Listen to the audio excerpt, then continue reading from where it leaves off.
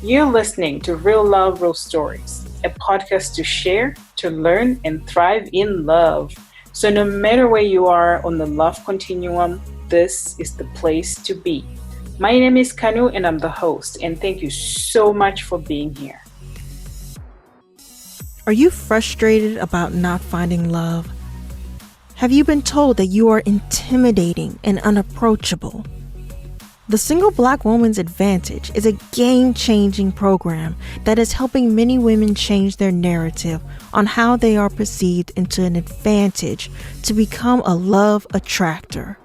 If you are ready to attract love, then click the link in the show notes to learn more and start your journey today. So the other day I was watching an oldie but goodie movie called Must Love Dogs. And it's based on a novel by Claire Cook, and the plot centers around this teacher, a kindergarten teacher, and she's divorced and had sworn off men after this divorce. So however, her family, though, they sort of push her and nudges her into signing up for a number of online dating programs. Then she finds herself caught between two men. One was one of her students' dad, and then the other one was a guy that she meets who seemed to be far too perfect, right, that she had met on the site. And what I wanted to focus on was this guy that she met on the site. But first, she had created her profile, and on the profile, the tagline was, "Must Love Dogs." So she meets this guy who also loves dogs, and they met in a park where, they have that in common already. So it wasn't easy, right? First date, although in this movie, one or two things happen. So you must watch the movie to really get the idea of what the movie was about. It's a really cute movie. I've watched it, I don't know how many times over the years since it's been released. So, which leads me to what I'm talking about today. It's how to feel more comfortable on a first date. So, with the right attitude, you can enjoy yourself in any situation, especially on a first date, right? So, after all, dating is meant to be fun and exciting. So, there are some practical steps you can take before, during, and after your date to increase your comfort level. So, let's start with before. So, here are the steps to take before your first date, just based on my own experiences. So first one is, of course, keep yourself healthy. Everything is less stressful if you take good care of your health. So you know the drill. Ensure that you sleep, you get adequate sleep and rest. You eat a healthy diet, drink lots of water. As this episode releases, it's summer. Drink lots of water and make time to exercise. Make that part of your weekly routine. And then let go of any unrealistic expectations. Not every encounter has to be a love connection. So celebrate your willingness to take risks and enjoy getting to know somebody new. You may make a friend, or maybe you just end up just practicing on going on a date. So let go of any unrealistic expectations. And then plan on some low-key activities. So no matter where you live, there are lots of options for a first date that will encourage you to have a good time. So make it a daytime date, though. For a first meeting, I highly recommend. So for a first meeting, you may want to get together for lunch or a cup of coffee with social distancing. So this may make it brief, because the first meeting, you never know. You may be uncomfortable, he may be uncomfortable. So make sure you plan on something brief. So you can always make plans for your second date, to have it be longer if you discover that you want to spend more time together. So when things normalize, you can share an activity. For example, you could go hiking, or you could, by hiking on a first date, I mean in a place where it's public, right? Like you don't want to go hiking somewhere where it's remote and it's only the two of you hiking out there. But I actually recommend something simple like a cup of coffee, or walk in the park, like somewhere where there are people. So, and then wear something comfortable. You'll feel more relaxed if you wear an outfit that is flattering. It's not as tight. It's as this episode records, again, it's summer, so you could wear a cute little dress, right?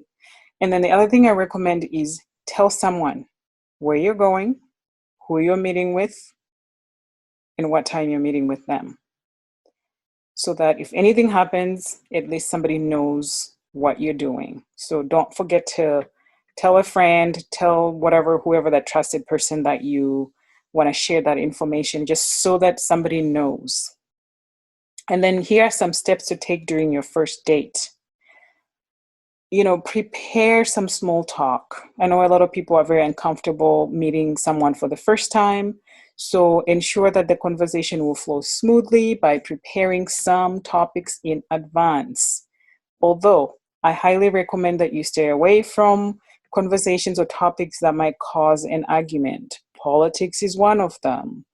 And, you could always check the news for some interesting stories, and then you can talk about them. But I think some topics where might spark an argument, I will completely stay away from those.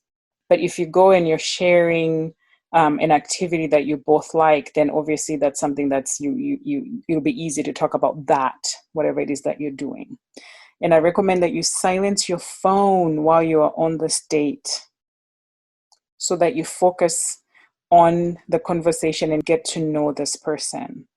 And then focus on them, focus on the other person. Switching your attention to another person is always a great way to make you feel more positive. You can ask open-ended questions that make it easy for your date to talk about their background and their aspirations. And then at the end, you could be courteous to offer to share expenses.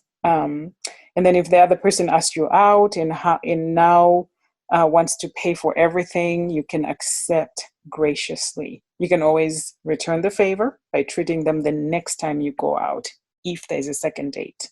And speaking of paying and offering to pay, please check your bank account.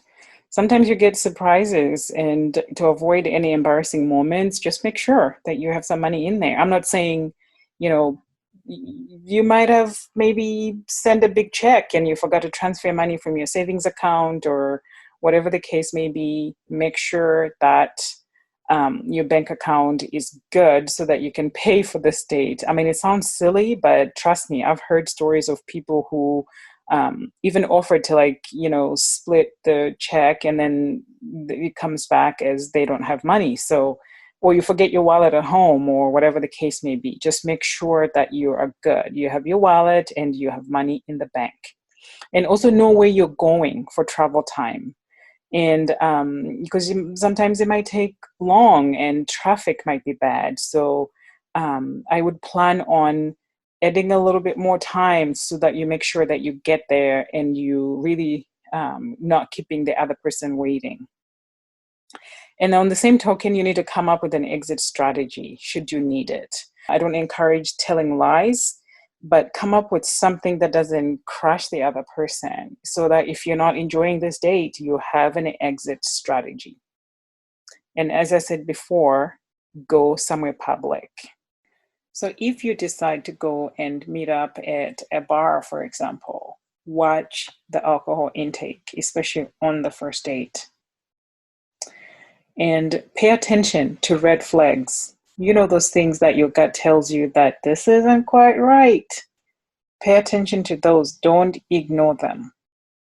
Know your sexual boundaries, especially when there's alcohol involved.